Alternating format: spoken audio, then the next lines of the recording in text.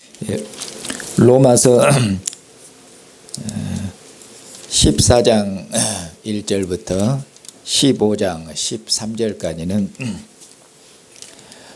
바울 사도께서 믿음이 강한 자와 믿음이 연약한 자에게 공고하시는 그런 말씀입니다. 14장부터 15장 13절까지는 크게 네 부분으로 되어 있는데 앞부분과 끝부분에서는 서로 믿음이 강한 자와 연약한 자가 서로 비판하지 말 것을, 그리고 마지막 부분에서는 강한 자와 연약한 자가 서로를 용납하고 서로를 받을 것을, 이렇게 주제적으로 처음과 끝에서 결론적으로 말씀하시고, 그리고 가운데서는 강한 자와 믿음이 연약한 자가 서로를 어떻게 받을 것인지를, 그것을 두 번 그처럼 반복하십니다. 오늘 말씀은, 오늘 본문은 자기를 기쁘게 하지 말고 이웃을 기쁘게 하라는 그런 말씀입니다. 이 처음 시작하는 말씀이 오늘 본문 말씀의 그런 주제적인 그런 말씀이 되겠습니다. 그리고 5절과 6절이 결론적인 말씀인데, 사도께서 믿음이 강한 자와 믿음이 약한 자가 서로 그리스도를 본받아서 서로 하나를 이루어서 한 마음과 한 뜻으로 하나님을 찬양하고, 그렇게 해서 하나님께 영광을 돌리도록 그렇게 사도께서 기도하시는 내용이 결론적인 말씀이 되겠습니다. 그리고 가운데 있는 말씀은 그리스도를 본받으라는 그런 말씀인데, 그리스도를 본받으라는 말씀으로 그리스도의 본을, 그들이 본받아야, 교회가 본받아야 될, 강한 자와 약한 자가 본받아야 될 그리스도의 본을 제시합니다. 그렇게 해서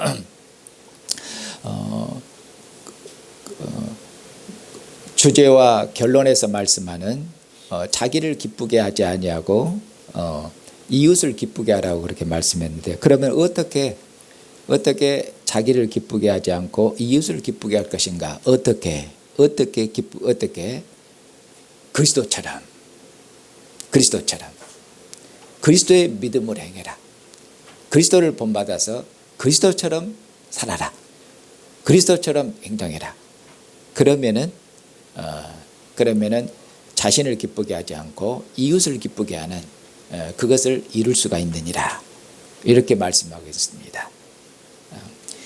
자, 그러면은 이제 오늘 사도께서 시작하시는 주제적인 말씀 1절과 2절에 있는 말씀 보십시다.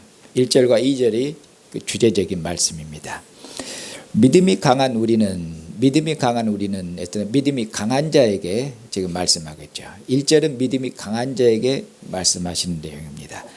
마땅히 믿음이 약한 자의 약점을 담당하고 자기를 기쁘게 하지 아니할 것이라. 1절은 믿음이 강한 자에 대한 권면이시고, 그 다음 2절은 믿음이 강한 자뿐만 아니라 믿음이 약한 자를 포함한 전체적인 그런 권면이 되겠습니다. 2절은 우리 각 사람이 이웃을 기쁘게 하되 선을 이루고 덕을 세우도록 할지니라, 이렇게 말씀하겠습니다. 그래서 1절과 2절에 있는 말씀을 요약해서 말씀드리면은 자기를 기쁘게 하지 말고 이웃을 기쁘게 하는 그런 삶을 사도록 그렇게 사도께서 권면하시고 또한 명하시는 그런 말씀입니다. 자, 믿음이 강한 우리는 누구냐면은 복음의 이해가 깊은 형제 자매들, 그리스도 예수 안에서 만물이 정하다. 그래서 그리스도 안에서 모든 것을 먹을 수 있다. 이런 복음의 이해를 가지고 있는 자들이 믿음이 강한 자들입니다. 그다음에 믿음이 강한 우리는 마땅히 믿음이 약한 자의 약점을 담당해야 될 것이 아니냐, 이렇게 말씀하시죠. 믿음이 약한 자의 약점을 담당해야 될 것이냐. 믿음이 약한 자의 약점은 무엇입니까? 믿음이 약한 자는 그리스도의 복음의 이해가 짧은 형제와 자매들이 되겠죠. 그래서 그리스도 안에서 만물이 정한데, 그리스도 안에서 만물이 정해서 모든 것을 먹을 수 있는데, 믿음이 약한 형제와 자매들은 여전히 복음에 대한 이해가 깊지를 못해서 어떤 것은 정결하니까 먹고, 어떤 것은 부정해서 어떤 음식은 못 먹고, 여전히 옛 간습, 옛 문화적인 그런 것으로부터 잘 자유롭게 벗어나지 못하고 있는 그런 형제와 자매들이 믿음이 약한 자입니다. 이런 복음의 이해에 있어서 부족한, 복음의 이해가 깊지를 못한 형제자매, 그래서 복음이 주는 자유, 복음은 죄로부터 우리를 자유케 하며, 복음은 모든 부정으로부터 우리를 자유케 해서 모든 것을 먹을 수 있는 그런 부유한 생명을 주는 것이 복음인데, 그런 복음에 있어서 복음의 이해에 있어서 약한 형제들, 그런 형제들을 약점을 담당해라. 복음의 이해가 부족하다고 해서 그 약한 형제들 혹은 자매들을 어떻게 하지 말라는 말씀이겠습니까? 무시하거나, 우리는 뭘 조금 자기보다 잘 모르면은 무시하고 깔보기 쉬워요. 자기다. 이것이 교회 안으로 그대로면은 교회 안에서는 종교적인 교만으로 나타납니다.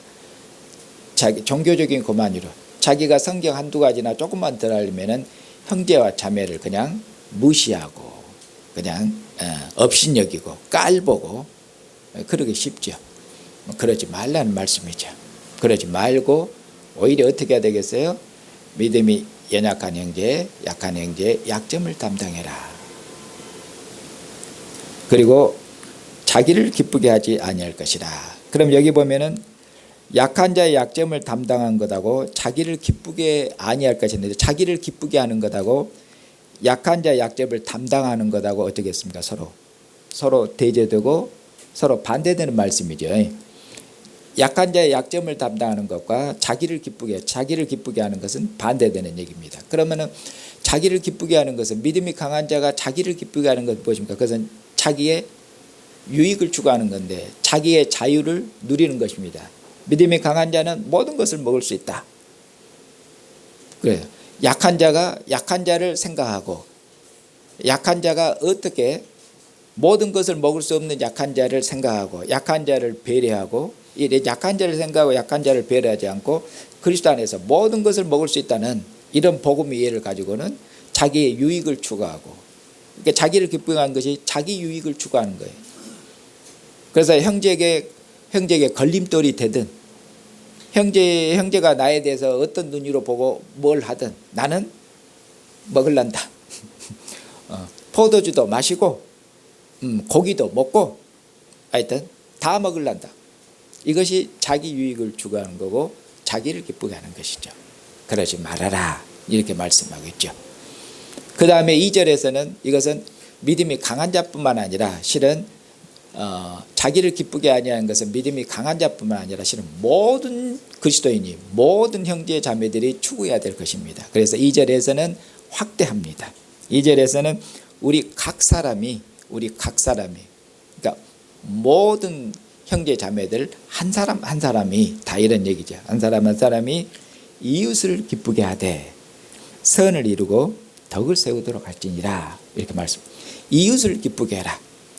여기서 이웃은 1차적으로 범위를 많이 확대시키면 안 되고, 지금 믿음이 강한 자와 약한 자에게 권면하고 있지 않습니까?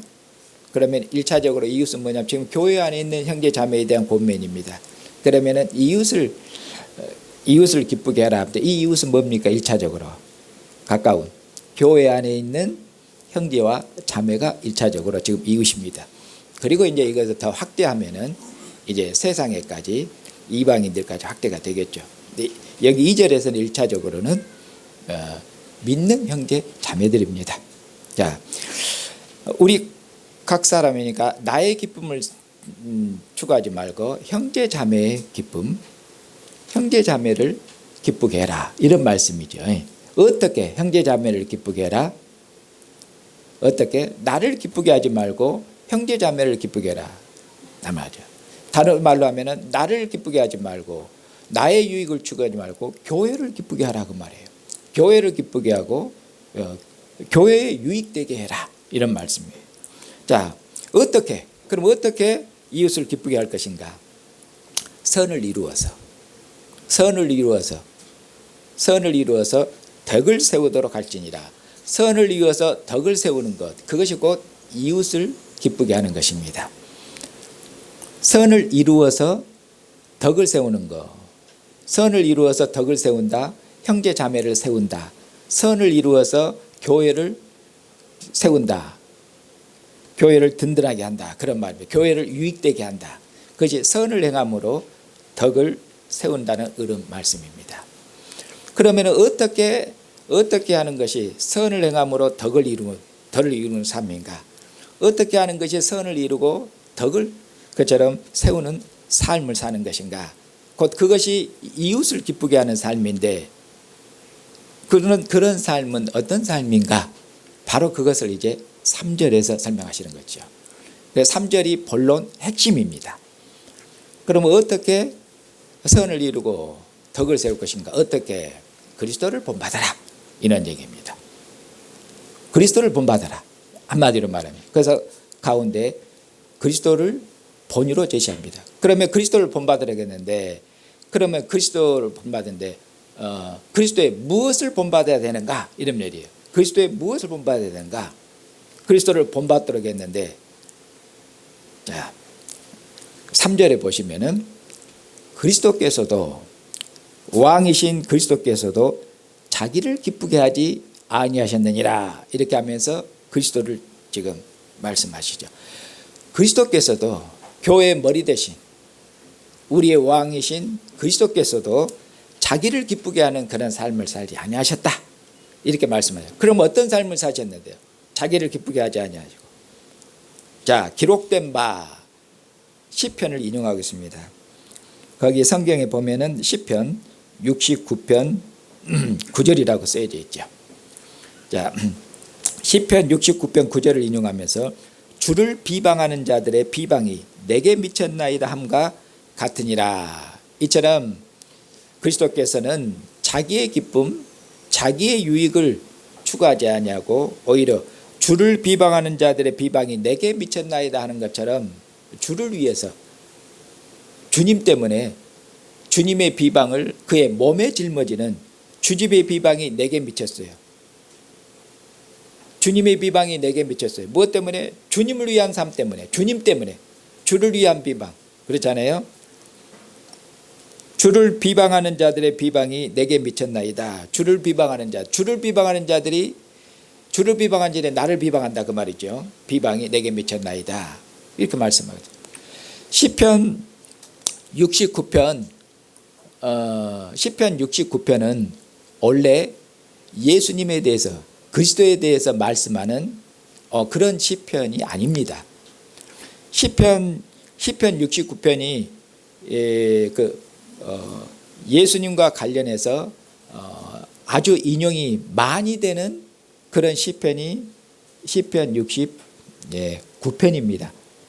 그러니까 예수님과 관련해서 시편에서 많이 인용이 되는데, 특별히 시편 69편이 인용이 많이 돼요. 많이. 그런데 시편 69편은 예수님에 대해서, 즉 메시아 그리스도에 대해서 직접적으로 예언하는 그런 메시아 예언 구절이 원래 메시아 예언 시편이 아닙니다. 그럼 시편 69편은 원래 어떤 시편이고 어떤 내용인가? 시편 69편은 의인, 하나님 때문에 고난받는 의인의 고난과, 그리고 하나님 때문에 고난받는 의인을 하나님께서 구원해 주신 그런 얘기입니다. 그래서 의인의 고난과 의인의 구원이 그렇잖아요. 시편 69편의 주된 내용입니다. 그래서 이처럼 의인의 고난과 의인의 구원인데 시편 69편을 이것을 예수님에게 지금 이렇게 시편 69편을 예수님에게 그리스도에게 그처럼 적용하고 있습니다. 왜냐하면 의인의 고난과 의인의 구원이 누구에게서 성취되고 누구에게서 완결되겠습니까? 의인의 구원이 의인의 고난이 예수님에게서 의인의 고난과 구원이 예수님에게서 온전하게 그처럼 성취되고 온전하게 완성됐기 때문에 그처럼 완성된 빛 가운데서 예수님에게서 그리스도에게서 의인의 구원이 완성됐기 때문에 그리스도의 빛 가운데서 시편 69편을 해석해서 인용하고 있는 것입니다. 해석해서 의인의 고난이 예수님이 완전한 의인이시죠. 그는 십자가에 죽기까지 하나님 앞에 순종하신 의인입니다. 예수님을 재판했던 빌라에도 예수님을 보니까 죄를 찾을 수가 없다고. 누가복음에서 예수님이 운명하실 때 이는 참으로 의인이로소이다 그렇게 이야기하고 있지 않습니까? 예수님이 운명하실 때 이는 참으로 의인이다. 이방인도 예수님은 이방인 100% 이는 참으로 의인이며 이는 참으로 하나님의 아들이로다 이렇게 고백했지 않습니까? 이처럼 예수님은 의인들의 모든 고난을 그처럼 완성하시는 분이시고 그리고 의인들의 그처럼 모든 구원을 이제는 하나님께서 아들을 죽은 자 가운데 살리시고 다시는 죽음이 손댈 수 없는 생명의 임금으로 그를 부활시키시고 그를 하나님 영광의 보좌 앞에 앉으셔서 의인들을 구원한 그 구원이 예수님의 구원으로 그리스도의 구원으로 그리고 그리스도께서 하나님 보좌 앞에 앉아서 하나님의 보좌를 상속하시는 그 구원으로 그 영광으로 그렇게 해서 모든 의인들의 구원이 그리스도에게서 완결됐습니다. 그래서 그리스도를 중심으로 시편 69편을 해석해서 지금 끌어와서 예수님에게 적용하고 있는 것입니다. 그래서 주의 비방이 주를 비방하는 자들이 비방이 내게 미쳤나이다 함과 같습니다. 주를 비방하는 자들이 그처럼 나를 비방합니다. 그런 얘기죠. 자, 이것을 예수님에게 지금 적용하고 있습니다. 하나님께서 예수님을 보내셨습니다. 예수님을 하나님께서 로마서 시작하는 부분에서는 하나님께서 예수님을 다윗의 후손으로 보내셨는데 왜 다윗의 후손으로 보내셨는가? 선지자들에게 약속하신 약속을 이루시기 위해서 선지자들의 약속하신 그 약속을 이루시기 위해서 성취하시기 위해서 하나님께서 그처럼 하나님의 아들을 다윗의 후손으로 그처럼 보내셨다고 말씀하고 있습니다. 의인들이 고난을 받으면서도 의인들의 소망은 무엇이겠습니까? 의인이 고난 중에 하나님께 소망을 두었습니다. 의인이 고난 중에 하나님께 소망을 두고 하나님의 구원을 받았습니다. 의인들은 다윗의 나라, 다윗의 왕조가 망하고 무너졌을 때 의인들의 소망은 다른 것이 아니라 다윗 왕조가 회복되는 것입니다. 다윗 왕조가 회복되는 것이 그것이 의인들의 그처럼 소망입니다. 하나님께서 이처럼 다윗 왕조의 회복에 소망을 둔 의인들 그들로 하여금 모든 고난 중에 하나님께서 참을 수 있도록 인내할 수 있도록 의인들이 고난 중에도 넘어지지 않고 고난 중에도 하나님을 배반하지 않도록 의인들이 인내하고 견디고 참을 수 있도록 인내하는 것이 힘인데 하나님이 의인들에게 그런 힘과 능력을 주신 것입니다. 하나님이 의인들에게 모든 고난 중에도 인내할 수 있도록 그 고난을 참아낼 수 있도록 하나님께 의인들에게 인내를 주셨고 그리고 하나님께서 때가 되면 메시아를 통해서 다윗 왕조 회복할 수 있도록 그런 소망을 주셨습니다. 그런 소망을 주신 가운데서 하나님께서 의인들을 구원하셨던 것이죠. 이제 하나님께서 선지자들의 약속하신 약속 하나님께서 다윗 왕조를 회복하시고 그리고 하나님께서 회복된 다윗 왕조로 이제는 하나님께서 열방을 모든 민족을 만민을 회복된 다윗 왕조로 하나님께서 불러들일 것입니다. 만민의 구원이 이루어질 것입니다. 이것이 하나님께서 선지자들에게 하신 약속입니다. 다윗 왕조를 회복하시고 만민을 불러들이시겠다. 하나님께서 이 약속을 이루시기 위해서 하나님께서 하나님의 아들을 다윗의 후손 그리스도로 그처럼 하나님이 보내셨습니다. 그리고 그리스도는 이처럼 자기를 통해서 하나님께서 자신을 통해서 다윗 왕조를 회복하시고 그리고 만민을 복주고 만민을 그처럼 불러들이시는 이 하나님의 구원의 일에 이 하나님의 일에 어쩌니까 다윗은 믿음으로 십자가에 죽기까지 충성하신 분이시죠. 십자가에 죽기까지 충성하셨습니다. 예수님께서 메시아가 아님을 예수님께서 하나님이 세우신 왕이 아니다. 그리고 예수님을 그처럼 거절하고 십자가에 못 박고 그리고 예수님을 조롱했습니다. 여기 주님을 비방하는 자들 비방이 내게 미쳤나이까. 예수님을 조롱했습니다. 십자가 못 박은 자들이 예수님을 십자가에 조롱하기를 네가 이스라엘을 구원하는 메시아 왕이라고 그러냐. 네가 이스라엘을 구원하는 백성을 구원하는 왕이면은 우선 너 자신부터 구원을 해야 될 거 아니냐. 너 자신도 십자가에 그처럼 힘없이 매달려서 너 자신도 그처럼 구원하지 못하면서 네가 누구를 구원한다고 그러냐. 그렇게 예수님을 비웃고 조롱했습니다.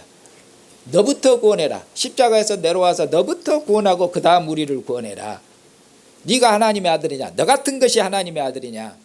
너 같은 것이 하나님의 아들이냐. 십자가에 그렇게 힘없는 모습으로 그렇게 죽는 너가 너 같은 것이 하나님의 아들이냐. 그렇게 조롱했습니다. 비웃었습니다. 십자가 앞을 지나가는 모든 자들 고개를 흔들고 참 안 됐다고 그렇게 그러면서 침을 뱉고 조롱했습니다. 예수님은 하나님의 이처럼 자기를 통해서 다윗 왕조를 회복하고 모든 민족을 구원하신 이 일에 있어서 예수님은 모든 조롱 가운데서 하나님의 뜻을 이루시기 위해서 하나님을 기쁘시게 하기 위해서 하나님께 영광을 돌리기 위해서 그리고 죄와 사망 가운데 있는 자기 백성들 유대인과 이방인을 구원하시기 위해서 예수님께서는 모든 조롱과 모든 조롱과 모든 비방과 모든 멸시를 어떻게 하셨습니까? 참으셨습니다. 견디셨습니다. 예수님께서 참을 수 있도록 이전에도 하나님께서 의인들에게 힘을 주셔서 모든 조롱을 견딜 수 있도록 여기 시편 69편도 의인이 고난 조롱을 받고 있는데 의인이 그런 멸시와 조롱 가운데서도 하나님을 배반하지 않고 하나님을 의뢰하고 신뢰할 수 있도록 하나님이 그렇게 의인을 붙드신 것처럼 하나님께서 아들을 붙드셨습니다. 우리 주 예수 그리스도를 붙드셨습니다. 하나님께 아들에게 힘을 주셨습니다. 모든 멸시와 모든 모독과 모든 조롱을 견딜 수 있도록 아들에게 힘을 주셔서 아들이 인내할 수 있도록 참을 수 있도록 그대로 모든 조롱과 모독을 멸시를 참고 인내할 수 있도록 아들에게 그처럼 힘을 주셨습니다. 그래서 아들은 십자가에 죽기까지 하나님을 신뢰했고 하나님을 의뢰했습니다. 그리고 하나님께서는 십자가에 죽기까지 이처럼 하나님 앞에 신실하게 충성되이 하나님 앞에 하나님 의뢰한 이 아들을 어떻습니까? 죽은 자 가운데 살리셨습니다. 십자가에 죽기까지 충성함으로 하나님을 기쁘시게 한 아들, 자기의 기쁨이 아니라 하나님을 기쁘시게 한 아들, 자기의 유익이 아니라 자기 백성들의 구원을 위해서 모든 조롱과 멸시를 참으시는 이 아들을 하나님께서 죽은 자 가운데 살리시고 그리고 이 아들을 하나님 보좌 우편에 앉으셔서 하늘 보좌를 그에게 주셔서 아들을 영광스럽게 하셨습니다. 그리고 이 말씀을 그 다음 절에서는 보면은 시편 69편의 그 교훈을 보면은 이제 성경 전체로 확대시키고 있습니다. 그것이 4절에 있는 말씀입니다. 4절을 보시면은 무엇이든지 전에 기록된 바는 말이죠. 시편 69편뿐만 아니라 전에 무엇이 됐든지 간에는 포괄적으로 높이고 있죠. 시편 60뿐만 아니라 이전에 기록된 모든 것은 그러면은 구약성경 전체입니다. 이전에 기록된 구약성경 전체는 다 뭐냐? 우리를 위해서 기록된 것이다. 우리의 교훈을 위해서 기록된 것이다. 이렇게 말해서 어떤 교훈? 우리로 하여금 인내로 우리로 하여금 고난 중에 인내할 수 있도록 그리스도께서 인내한 것처럼 왕 대신 그리스도를 닮아서 우리도 인내할 수 있도록, 모든 고난 중에 참을 수 있도록, 의인들이 고난을 견디는 것처럼 우리도 고난을 참고 견딜 수 있도록 그렇게 우리를 교훈하기 위해서, 그리고 성경의 위로로 구약 성경 전체가 우리를 위로하기 위해서, 그리고 성경 전체가 우리에게 소망을 주기 위해서 소망을 주는 그런 교훈을 준다. 무엇이? 성경 전체가. 시편 69편뿐만 아니라 성경 전체가 우리를 위한 것인데, 교회를 위한 것인데, 성경 전체는, 구약 성경 전체는 교회를 위한 것이며, 성경 전체는 시편 69편만 의인들에게 그처럼 인내케 하시고 의인들을 구원하시고 의인들에게 소망을 주신 시편 69편이 그런 내용인데, 시편 69편뿐만 아니라 성경 전체가 우리에게 교훈하는데 무엇을? 우리에게 인내를, 우리에게 위로를, 우리에게 소망을 가르친다고 그렇게 말씀하고 있는 것입니다. 사랑하는 형제 자매님, 이처럼 성경 전체를 교회에게, 성경 전체는 교회를 위한 것이다. 이렇게. 이전에는 성경 전체, 구약 성경은 누구를 위한 것이었습니까? 실은 구약 성경은 이스라엘을 위한 것이었지, 구약 성경은 이방인들에게 주신 것이 아닙니다. 그런데 구약 성경 전체를 교회에게 이제 우리를 위한 것이라고 이렇게 말씀하겠습니다. 왜 이렇게 말씀한가? 왜냐하면 구약 성경은 옛 언약이며, 하나님께서 이스라엘 백성, 언약을 체결한 이스라엘 백성, 옛 언약 백성과 하나님께서 함께 하신 역사가 구약 성경입니다. 하나님께서 언약 백성인 이스라엘, 하나님이 이스라엘과 함께 하시고 이스라엘을 인도하시고, 그리고 하나님께서 이스라엘을 고난 중에 구원하시고, 그리고 하나님이 이스라엘을 망했을 때 하나님께서 그들에게 소망을 주시고, 하나님께서 메시아를 통해서 다시 이스라엘을 회복하시고, 그리고 열방을 하나님께서 구원하시겠다. 이렇게 하나님께서 이스라엘에게 그처럼 약속하신 그런 얘기입니다. 소망을 주신 그런 얘기입니다. 이처럼 구약 성경은 하나님이 이스라엘과 함께 하신 그런 언약의 역사입니다. 이스라엘은 하나님의 나라입니다. 그러므로 하나님께서 하나님의 나라를 경영하신 그런 역사인데, 이런 하나님의 언약 역사가, 하나님 나라의 역사가 이제 그리스도를 통해서 성취되고, 그리스도를 통해서 역사가 완성됐습니다. 언약 역사가 그리스도 안에서 성취되고, 하나님 나라 경영의 역사가 그리스도 안에서 그리스도 안에서 완성됐기 때문에 역사는 완성된 빛에서 이전 것이 해석되는 것입니다. 그렇기 때문에 언약 역사가 그리스도를 통해서 완결됐기 때문에 구약 성경 전체는 다 누구를 증거하는 것입니까? 구약 성경 전체는 그리스도를 가리키는 것입니다. 역사 전체가, 하나님의 언약 역사 전체가 그리스도 안에서 완결됐기 때문에 그리스도를 중심으로 그처럼 구약성 전체를 해석하는 것입니다. 그리고 이 구약 성경은 교회의 소유가 됐는데, 왜? 교회는 이스라엘이 교회로 완성됐기 때문에, 교회는 이스라엘의 완성입니다. 그러므로 교회가 이스라엘의 상속자입니다. 교회가 구약 성경의 상속자입니다. 구약 성경이 교회의 소유가 됐습니다. 이처럼 교회가 그처럼 구약 성경의 상속자이기 때문에 구약 성경은 교회를 위한 것이라고 말합니다. 어떻게? 그리스도 안에서 구약 성경이 성취됐고, 교회는 그리스도에게 속했습니다. 교회는 그리스도에게 속했고 그리스도에게 속한 자들이며, 그리고 하나님께서 이전에 이스라엘과 함께했던 그런 모든 역사는 그리스도 안에서, 그리고 교회에서 성취되고 이루어졌습니다. 그렇기 때문에 구약의 모든 것들은 다 그리스도를 위한 것, 곧 우리 왕을 위한 것인데 그리스도에게 속한 교회를 위한 것입니다. 구약의 모든 것은 그리스도를 위한 것이며, 그리스도의 모든 것은 교회를 위한 것이라고 말씀하고 있는 것입니다. 그래서 구약 성경의 전 교훈은 구약 성경 전체가 그리스도를 가리키는데, 구약 성경 전체는 그리스도를 통해서 교회를 위한 것인데, 그렇게 하면서 구약 성경 전체를, 시편 69편이나 구약 성경 전체가 그처럼 교회에게 인내를 가리키며 그리고 교회를 위로하며 그리고 교회에게 소망을 그처럼 가르친다고 그렇게 말씀하고 있는 것입니다. 그리고 이제 5절과 6절에서 결론적으로 바울 사도님께서 기도하고 계십니다. 이제 5절 인내와 위로의 하나님이 여기서도 하나님을 부르시는데 왜 하나님을 위로의 하나님으로 부르시는지, 하나님을 인내의 하나님, 여기서는 인내의 하나님은 하나님이 오래 참으신다는 그런 의미로 인내의 하나님이다. 인내케 하시는 하나님이라 그런 말씀입니다. 의인들을 인내케 하시는 하나님, 그리고 의인들에게 위로를 주시는 하나님, 그 말씀입니다. 시편 69편이 하나님께서 의인들에게 인내케 하시고 의인들을 위로하시고 의인들을 구원하셔서 위로하시고 그리고 의인들에게 소망을 주신 하나님 아니십니까? 바로 그 하나님이에요.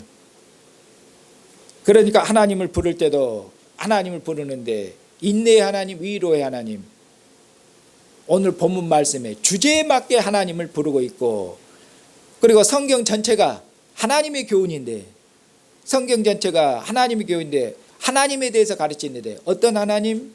우리를 인내케 하시는 하나님이시다. 우리를 위로하시는 하나님이시다. 그리고 우리에게 소망을 주시는 하나님이시다. 그 말씀입니다. 하나님은 인내의 하나님이시며 위로의 하나님이시다고 말씀하고 있죠. 하나님께서 그리스도 예수 안에서, 하나님께서 우리를 하여금 그리스도 예수 안에서 하나님의 영을 우리 마음 가운데 부으셔서 우리로 지금 세상에 여전히 우리가 그리스도의 왕국에 섞였고 그리고 그리스도 왕국에 섞였고 생명의 왕노란 이 왕국에 그리스도께서 죽음을 이긴 왕이에요. 죽음을 이긴 왕이 통치하는 우리는 영광스러운 그의 백성이 됐습니다. 그런데도 눈에 보이는 세상은 여전히 죽음이 왕노라하고 여전히 썩음이 왕노라합니다. 눈에 보이는 것 이것을 전부로 알면 넘어집니다. 눈에 보이는 세상은 전부 죽고 있는데 주님을 믿으면 영생하리라. 다 죽고 있는데 우리 왕이 승리했으니 왕을 믿는 백성에게는 죽음이 없다. 왕을 믿는 백성은 영생하리라. 다 죽고 있는데, 다 써지고 있는데 하나님께서 우리에게 소망을 주셨습니다. 주님이 다시 오시면은 우리가 주님의 부활의 몸, 영광의 몸을 입게 될 것이고 만물도 썩어지면서 해방될 것이다.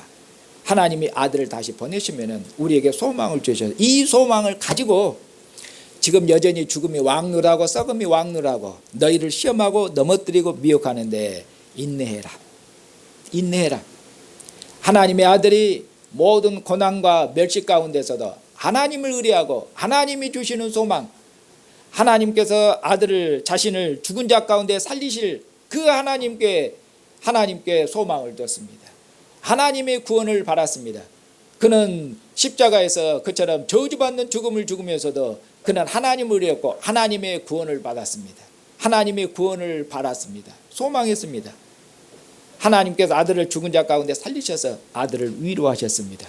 아들을 위로하실 뿐만 아니라 자기 백성들을 위로하셨습니다. 예수님께서 십자가에 그처럼 돌아가셨을 때 예수님께서 그처럼 이스라엘을 회복하고 그처럼 열방을 구원할 메시아 왕으로 믿었던 제자들은 어떻게 했습니까? 다 가슴을 치면서 예수님이 이스라엘을 구원할 왕인 줄 아는데 십자가에 못 박아 돌아갔을 때 가슴을 치면서 슬퍼했고 그리고는 다 낙담했습니다. 낙심해서 고개를 푹 숙이고 그처럼 엠마오로 고개를 푹 숙이고 그처럼 돌아갔지 않습니까? 이처럼 고개를 푹 숙인 그 제자들, 힘 빠진 제자들, 낙심한 제자들, 가슴을 찔며 슬퍼하고 낙담한 제자들, 하나님께서 아들을 죽은 자 가운데 살리셔서 사망에 쏘는 고통으로부터 아들을 해방시켜서 아들만 위로하실 뿐만 아니라 아들을 따랐던 그의 제자들 교회들도 주님께서 위로하셨습니다. 그렇지 않습니까? 그리고 지금도 주님께서 하나님께서 우리를 위로하고 계십니다. 우리에게 소망을 주셨습니다. 내가 아들을 다시 보내면은 만물이 썩어짐으로부터 해방될 것이다. 아들의 영광에 아들의 온전한 형상, 하나님의 장자의 형상, 아들의 영광스러운 형상을 우리가 담게 될 것이다. 아들의 형상을 담게 되고 부활의 몸을 입게 될 것이다. 그러니 세상에서 여전히 죽음이 왕노라고 그리고 사망에 쏘는 고통이 우리 몸 안에 있을지라도 그런 것을 참고 견뎌라, 이겨내라. 그러도록 하나님께서 우리에게 인내할 수 있도록, 견뎌낼 수 있도록 힘을 주시고, 그리고 세상 사람들이 그처럼 우리를 비웃습니다. 예수 믿으면 영생한다는데 광신자들입니다. 정신이 나간 사람들이나 미친 사람들이, 한마디로 무슨 다 죽고 있는데 예수 믿으면 영생해. 이런 광신자들이 없어요. 광신자들이 미쳐도. 그렇게 세상 사람들이 우리를 조롱합니다. 교회 생활도 종교 생활이지, 교회에 나가서 마음의 평안도 없고 위로를 받는 것이, 그가 마음의 편안함과 위로를 받으려고 일주일 동안 쌓였던 스트레스, 정신적인 스트레스, 마음의 스트레스, 일주일에 한번 조용히 종교에 나가서 마음도 고요하고 평안하고 얻으려고 하는 것이지, 예수님한테 목숨 걸고 하면은 광신자들입니다. 종교 생활도 적당히 해야 되는 것이지, 목숨 걸고 하면은 이런 광신자들, 미친 자들이. 세상이 이렇게 교회를 조롱하지 않습니까? 무슨 예수님을 믿으면 영생이야. 그리고 예수님이 무슨 하나님이야. 예수님이 무슨 부활했다고 그러냐. 죽었다가 산 사람이 세상에 어디 있냐. 그런 종교적인 사기다. 그냥 위로를 주려는 것이지. 예수님이 동정대 탄생했다. 세상에 남녀 연합 없이 어떻게 탄생하는 법이 있냐. 그걸 믿는 너희들, 지금 21세기에 그걸 믿는 너희들이, 그 어리석은 자들이고 정신병자, 아주 미친 사람들이 세상 그렇게 조롱합니다. 우리를 조롱하지 않습니까? 우리를 비웃지 않습니까? 이런 세상의 모든 비웃고 조롱음을 우리로 인내할 수 있도록 하나님께서 참을 수 있도록 우리에게 힘을 주셔서 모든 조롱과 매덕을, 주님을 비방하는 비방이, 예수님이 무슨 하나님의 아들, 주를 위한 비방이 내게 미쳤나는 것처럼, 예수님이 사생아지 무슨 하나님 아들이에요. 그가 무슨 죽었다 살아났어. 그런 건 없는 일이라고. 주를 위한 비방이, 예수님은 한낱 인간일 뿐, 그가 무슨 신의 아들이래요. 신이라고. 교회가 지어낸 얘기지. 종교적인 소설이지. 그런 모든 주를 위한 비방이 내게 맞췄나이다. 그런 것처럼 그런 모든 조롱과 고난에도 멸시도 불구하고 흔들리지 아니하고 아버지께 아들을 다시 보내실 그 소망을 가진 가운데, 소망 가운데서 인내하고, 그리고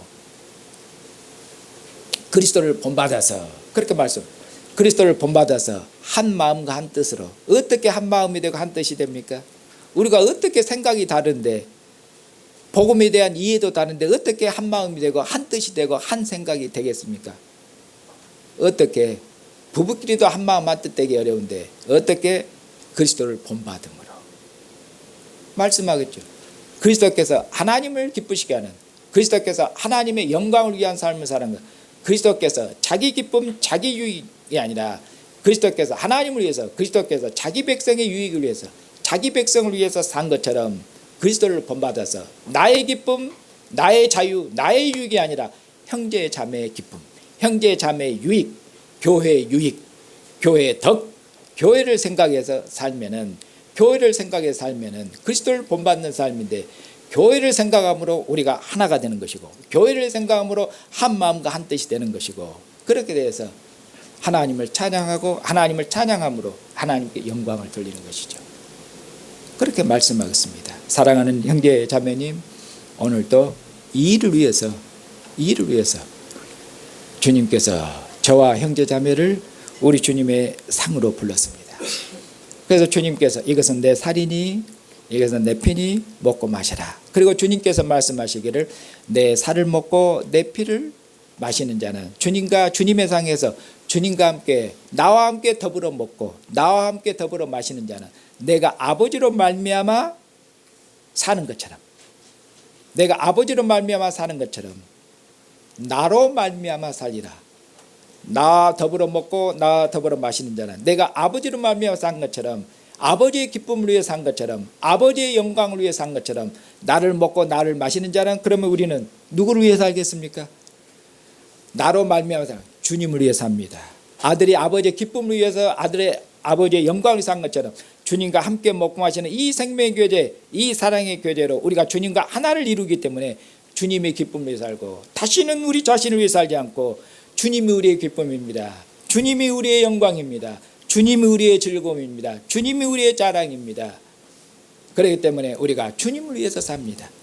주님을 위해서. 주님 오시는 그날까지 이처럼 주님과 함께 먹고 마시는 이 생명교제 사랑의 교제 가운데서 주님과 하나를 이루시고 하나를 이루어서 주님을 하나를 위해서 주님처럼 사시는 형제와 자매들이 되시기를 바랍니다. 주님을 본받으시기 바랍니다. 그렇게 해서 주님께서 하나님을 위해서 형제를 위해서 한 것처럼 우리들도 형제와 자매를 위해서 교회를 살고 그렇게 해서 하나를 이루어서 주님 오시는 그날까지 우리가 주님의 힘있는 선교 군병으로서 그리스도 안에서 만민을 구원하시는 하나님의 구원 역사를 힘있게 주님을 본받아서 하나된 교회에서 복음으로 견고하게 된 그런 선교 그처럼 든든한 선교 전진 기지가 되어서 주님 오시는 그날까지 하나님 복음을 힘있게 능력있게 전파하시는 주님의 신실한 군병들이 되시기를 주님의 이름으로 축복합니다. 기도하십시오.